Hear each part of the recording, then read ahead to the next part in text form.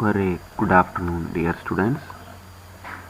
So, we have been discussing the negative interaction that is illustrated in our syllabus. In the last class, we have discussed one of the negative interaction called parasitism. Then, another important interaction exactly similar to parasitism in most of the principle are known as predation. So today we are going to discuss the basic concepts of predation and what is the basic mechanism and factors with relevant examples. So predation, as you all know, it's a negative interaction in which that is a zero plus interaction. Exactly this is similar to that of parasitism, and there is a high level of relationship with the parasitism. In the case of parasitism, we have discussed the interaction between host parasite interaction. Similarly here, the interaction is known as predator prey interaction. So predator prey interactions are known as parasitism. So the one organism that is predator that engulf and digest the other organism, and this organism is known as the prey. So predator which engulf and digest the prey, okay, and such kind of interaction are known as a predation. If the organism, the mechanism is engulfing and digestion, okay, that is an important concept in predation. And unlike parasitism, which is a long duration or long term interaction, but predation is a short term interaction, okay, and here the predator is larger than the prey.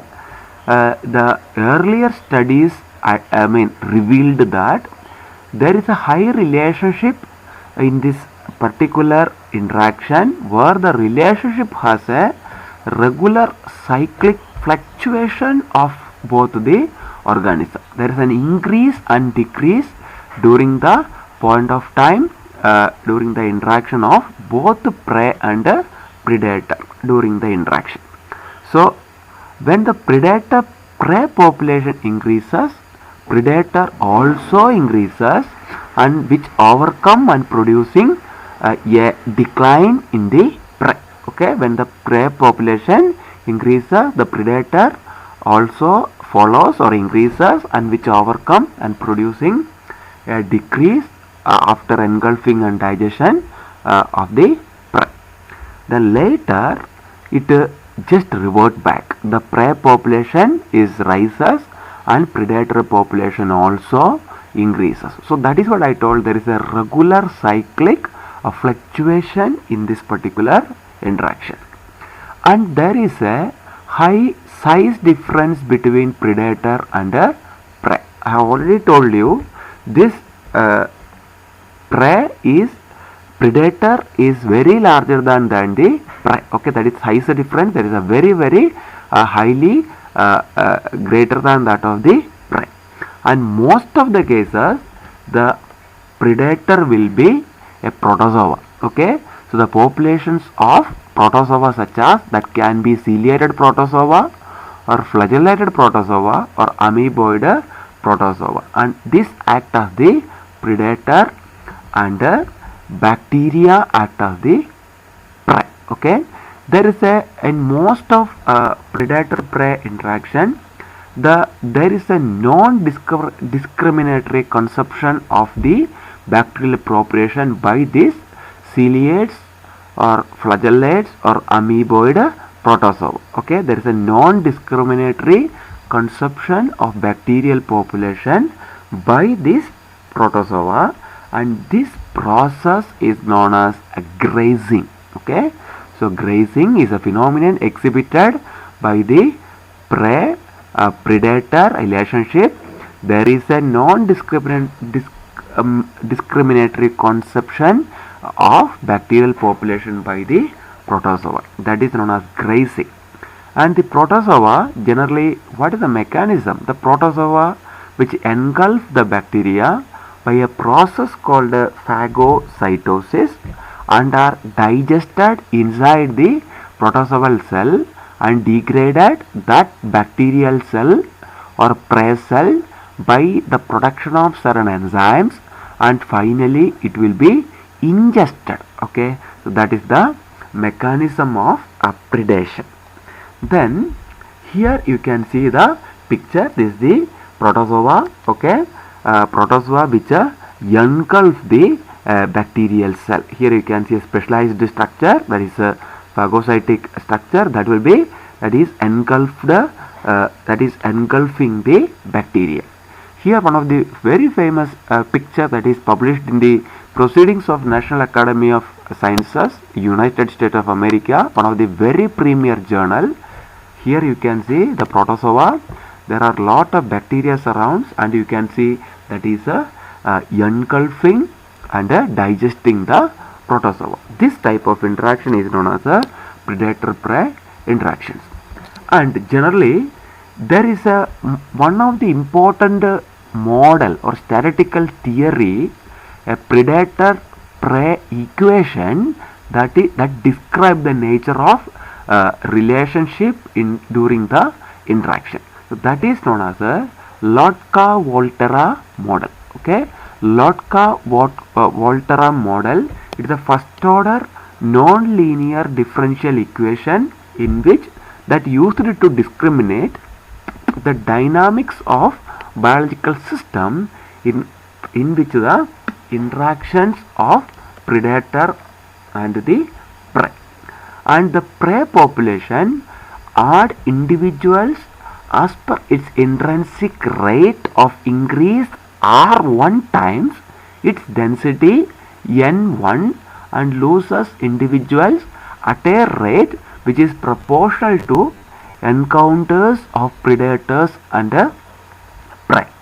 And the rate of change of prey population in that context, that is dN1 divided by dt, is equal to R1N1 minus Pn1 N2, where P is the coefficient of predation and N1 and N2 are the densities of individual product. And the predator add individuals at a rate that is directly proportional to the product densities and loses individuals according to the mortality rate m times its own density. So the relationship, the non-linear differential equation in this case is dN2 divided by dt is equal to Pn1 N2 minus M2 N2. Okay, so this particular concept is known as a Lotka-Volterra model, and this is what I have told. If you plot this relationship time along x-axis and the population densities along a y-axis, there will be a cyclic fluctuation you can see. Initially, this is the prey and this is the predator. So when predator start growing in a habitat, prey also will be present, and once start engulfing the concentration, accordingly you can see the population densities will be increased and it will be decreases, and once this particular thing both this decreases, as I said, again the prey will start increases and predator also will start increases, and so on. So like that you can see there is a whirling appearance, there is a fluctuation of both the predator and prey in a particular habitat, and this is known as the Lotka-Volterra model. And here one of the excellent example of predator-prey interaction are the interaction between Paramecium and Didynum. Okay, so one of the important species of Didynum, so Didynum nascetum. Okay, Didynum nascetum, which is a free living carnivorous protozoa which are unicellular ciliate, that is commonly feed a protozoa. Okay, so Didynum nassatum, free living carnivorous unicellular ciliate feed on the protozoa. So and which is feed a protozoa. So here Didynum nassatum act as the predator. Then next one, Paramecium chordatum. Here that is a unicellular protozoa in the phylum Coeliophora. Okay, in the phylum Coeliophora. And during this particular relation, there is a periodic oscillation, as I said in the previous slide. Okay, so here you can see initially when the time along x-axis and the density, individual density along a y-axis, if it start, okay, time in days, initially the concentration of a paramecium started increasing. Okay, so when it increases, then the presence of Didynum will make the population density decreases due to the feeding. Then, but the other side, if initially the concentration of Didynum, if it is increases, then the predator will be there, and the predator concentration will be very less. So once the concentration of Didynum over time, population density decreases, then the predator, the prey will be increases. Here you can see there is an increase in the prey after the predation. Then if you see this relation very long time, here this is the curve of Paramecium. So this is the curve, it will go like this. Okay, initially to start increases the population density, then once the feeding of Didynum, due to that it will decrease. Okay, and again once the feeding is over, again it will go, and again multiply, and again it will go, and so on. So Didynum also, so here you can see this is a predator. Initially it will start a very less level, and once start feeding, so initially this one also will be increases. Once the prey start decreasing, the predator also will be decreases. Okay, and again once the prey appears, this one also appears. Okay, and this is what I told, there is a high level of oscillatory movement in this particular relationship. Okay, then another important example is another parasite, Paramecium berseria and Schizosaccharomyces pombi. Schizosaccharomyces pombi is the fungal yeast like Saccharomyces cerevisiae, and this act as the prey, and this Paramecium berseria act as the parasite.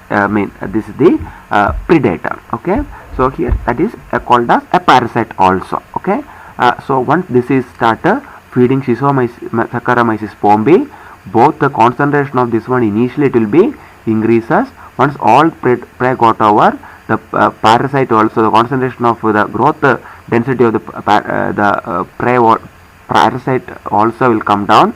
So and it will go like a oscillatory movement. Okay, so that is another important example. The growth curve will be grow exactly like this. Then this predator prey populations there are non-oscillatory steady state condition. Okay, sometimes the population reaches the non-oscillatory steady state condition, that is known as cycle limiting, and oscillation decreases, where the cycle will be limiting and the oscillation will be decreases.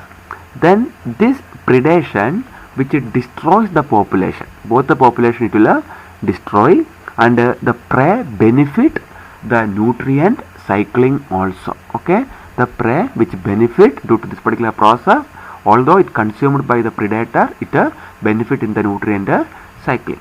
And the predator prey relationship is highly adaptive in the environment. Okay, and which regulate the population size, which control the population size of both the predator and the prey.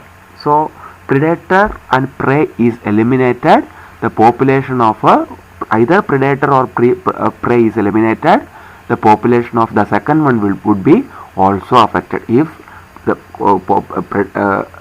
predator is eliminated, that will eliminate the prey as well. Okay, the prey eliminated, that will eliminate the predator, that will be decreasing the number of predator as well. So that is the important concept over here. Then another excellent example to describe the predator prey relationship is the interaction between Tetranymera pyriformis and Klebsiella pneumoniae. And Tetranymera pyriformis, it is a free living protozoa that is commonly present in fresh water. Okay, and Klebsiella pneumoniae is a gram-negative pathogenic bacteria that comes under a coliform group, as you all know. Okay, that is Enterobacteriaceae family. So this Tetramina pyriformis feed the engulf the Klebsiella pneumonia, and the concentration of Klebsiella pneumonia, it is eliminated in this particular water bodies in aquatic ecosystem, and thereby the concentration or the dense population densities of Tetramina also will be getting reduced. Then once Klebsiella pneumonia start multiplying, again this Tetramina also start multiplying, and the growth will be an oscillatory movement like the statistical model says. Then there is a stable predatory prey relationship you can see in this particular example over here. And there is the natural selection process will have a high level of influence for this particular interaction.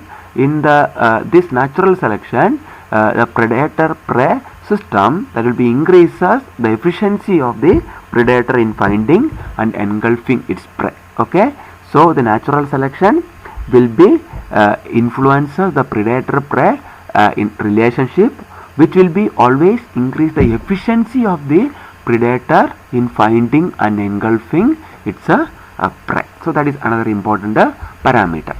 And like parasitism, predation also has the environmental impact. Exactly how the clay particle that influence. Yesterday we have discussed how the clay particles that influences the parasitism in an aquatic environment in presence of salinity, low salinity, and the absence of clay will help the bacteriophages or to infect the bacteria. Similarly here, the interaction with the clay that provide the protection mechanism for the prey bacteria from the predatory population. In the aquatic ecosystem, there will be clay. The clay will be produced, will be given certain insulating barrier, something like a barrier, like it will go and attach the prey, and it will serve as a barrier so that the predator will not come and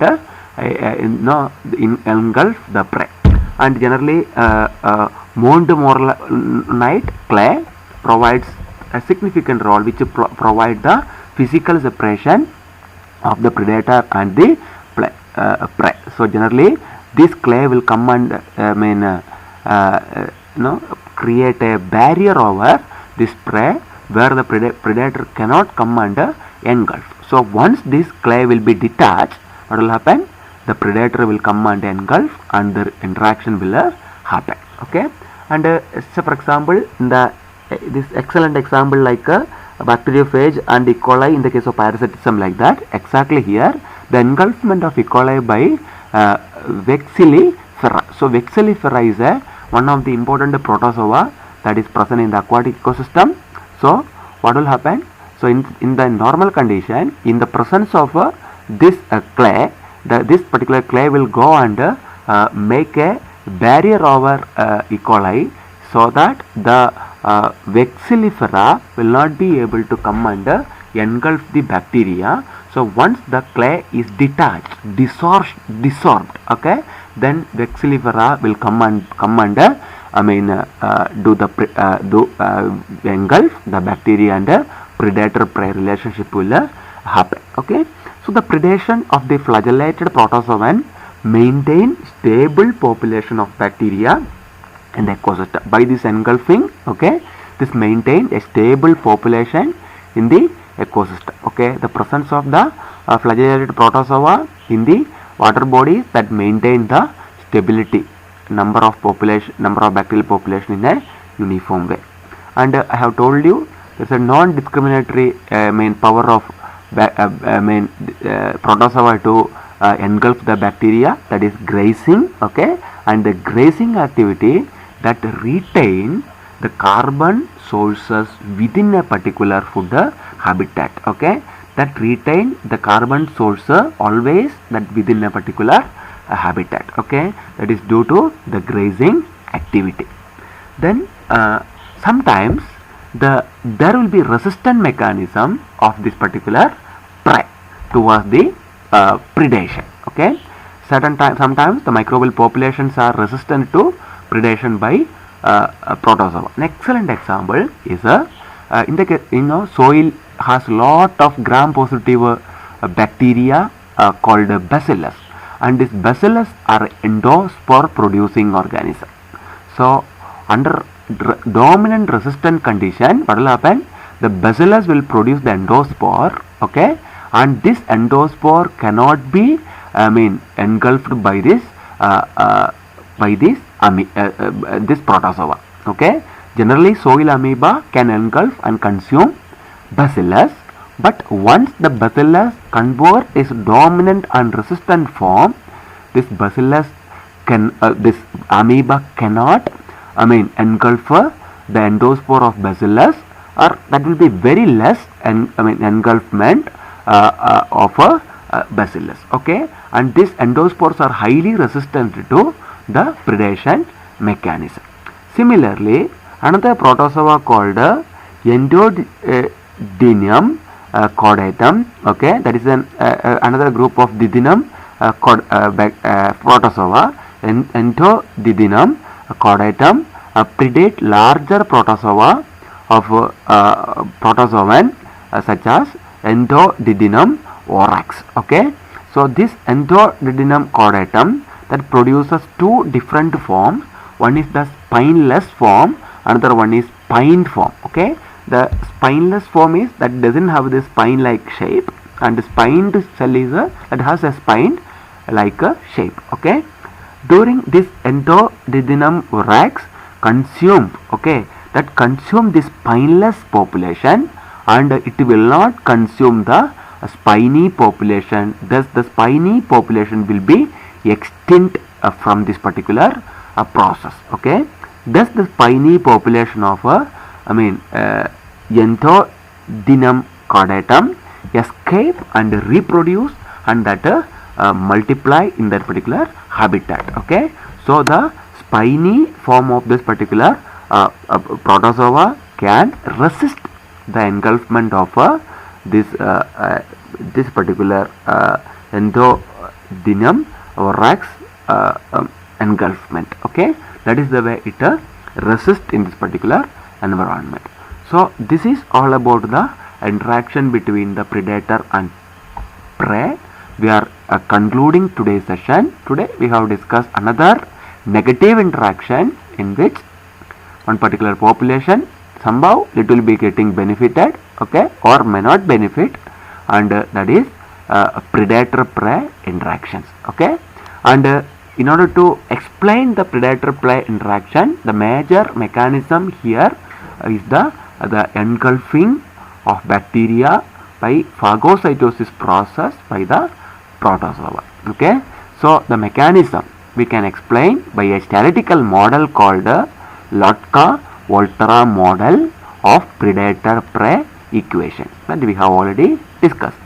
Then the predator and prey interaction we can illustrate by taking excellent example, the interaction between Paramecium and Didinum, and similarly the interaction between Tetra Neimera pyriformis and Klebsiella pneumoniae, okay. So these two examples we can explain. And there is a high level environmental impact, especially the presence of clay has lot of impact for this particular interaction. And sometimes the prey such as bacillus, okay, they show resistant mechanism towards the predator, okay. There will be some resistant mechanism offered in this particular process. So this is overall a message of today's class. And as I said, these are the major references, and this is the main textbook. In addition to that, as I showed in the beginning, some of the very reputed journal like Proceedings of National Academy of Sciences, USA, and similar type of journal paper, renowned journal paper also I have taken in addition to all those textbooks. Okay, so thank you for watching this video and this class. If you are having any clarification, you can mail me, or you can post comments, or you can contact me. So have a great time. Thank you for listening. Have a great learning.